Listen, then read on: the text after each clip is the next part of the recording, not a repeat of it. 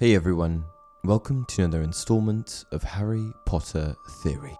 For today's video, I wanted to discuss a moment from the Prisoner of Azkaban film that I'm sure a lot of you never noticed. It's a creepy observation that will make you want to rewatch the scene and may even force you to watch the films in an entirely new way, taking note of every little detail in an effort to find more strange and similar occurrences.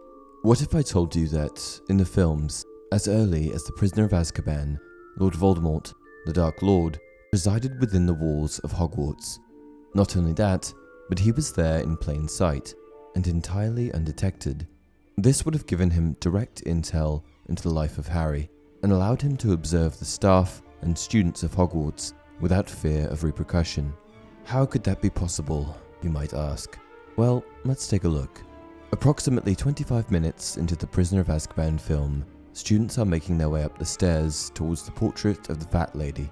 However, it's important to note that the portrait of the Fat Lady isn't the only portrait in the frame, as there are also portraits hanging on either side of the staircase. Harry, along with his fellow Gryffindors, are preoccupied with sharing their common room password with the Fat Lady. But if you look to the lower right-hand side of the screen, you will see something that you can never unsee. Lord Voldemort, or at least a figure that very closely resembles him.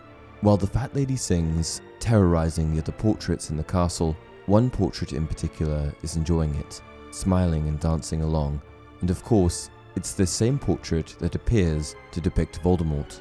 Hogwarts portraits depict dead witches and wizards that have, before dying, contacted a wizarding painter, a witch or wizard that is able to immortalize them in portrait form. According to Pottermore, the subject of a magical portrait is sentient due to enchantments placed on the portrait by the painter. The portrait will be able to use some of the subject's favorite phrases and imitate their general demeanor based on how the subject appears to the painter. However, they are limited in what they can say or do. If we take a closer look at this portrait, it resembles Voldemort in every way. It has the same black cloak, the same color skin, what appears to be no nose, and even the same head shape. Whether this is actually Voldemort or not is entirely up to viewer interpretation. And sure, I guess the portrait could possibly just be a vampire, which Voldemort closely resembles, but it really does look like him to me. The primary issue with this is of course that portraits depict dead people, and at this point in time, Voldemort is certainly not dead. However, Voldemort is famously known to create what? That's right, Horcruxes.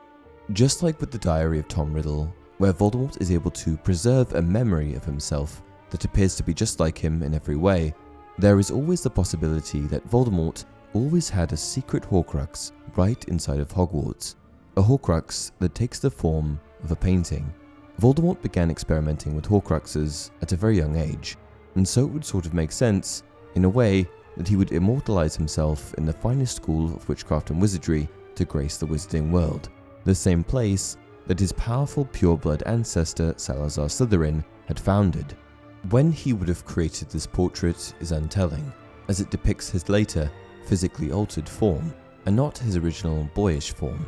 However, the nature of the portrait depicting his later form would likely provide greater anonymity, as many did not actually know what he looked like until the Second Wizarding War. This would of course mean that, after Voldemort's defeat, he was still alive, spying on the students of Hogwarts for generations, always plotting and waiting to make his proper return. What do you guys think? Was this just the portrait of a vampire, or does it somehow have a connection to Voldemort? If so, what is that connection? Let me know in the comment section below. Until next time, it does not do to dwell on dreams and forget to live.